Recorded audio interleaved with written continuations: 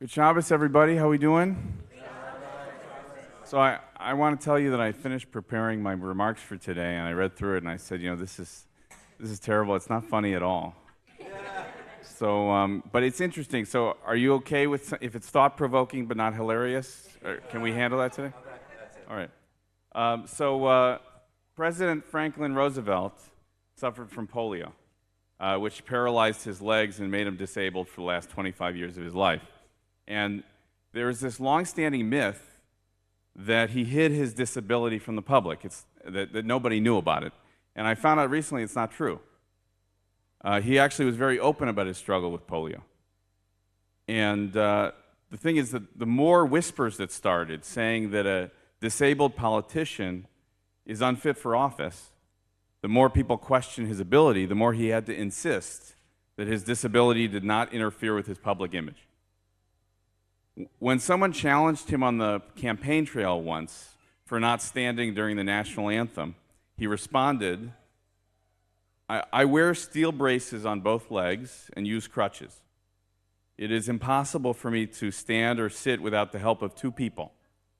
It's not pleasant for me to have to sit during the national anthem and at other times when the audience rises, but I'm presented with the alternative of doing that or not taking part in any community whatsoever.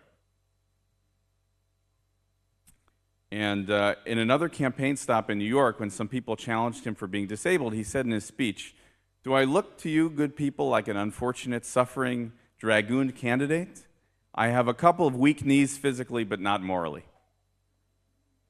The real truth is FDR did not hide his disability. The problem is the rest of the world wasn't ready for a disabled president.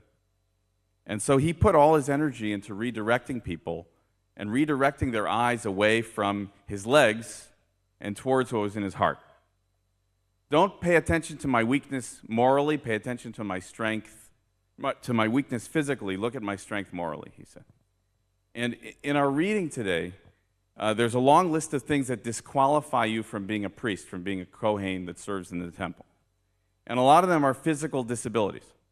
It says if you're blind, if your legs or your arms are impaired, if you have a curved spine, you're unfit to be a temple priest. And the rabbis of the Talmud ask why. They say, why is this the case that disabled people can't be priests? And the answer that the Talmud gives is brilliant. It says, the issue is not with the priest, the issue is with the congregation. In an environment where people will be disrespectful to someone with a disability, it's not allowed.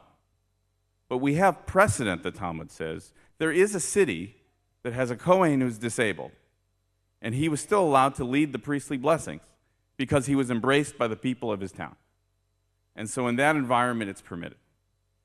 The question is not what's wrong with the disabled person. The question is what's wrong with us, and why aren't we ready to embrace them? And at the end of the day, it's really not about our leaders either. It's about whether we're able to embrace the disabilities and the challenges that we find in ourselves and in our kids and in our parents and in our friends. If I believe that my own disability or diagnosis stops me from being a leader, then I end up dragging everyone else down with me. But if I believe that my diagnosis is something that makes me challenged physically but not morally, then I can embrace the disabilities of the people around me too. When I ran the Tikva Camper program at Camp Ramah for kids with disabilities, and we had a buddy program where we matched up neurotypical campers with Tikva campers one-on-one as friends. And I would tell these people who volunteered, I would say, you think you're doing this to help them, but they are helping you just as much.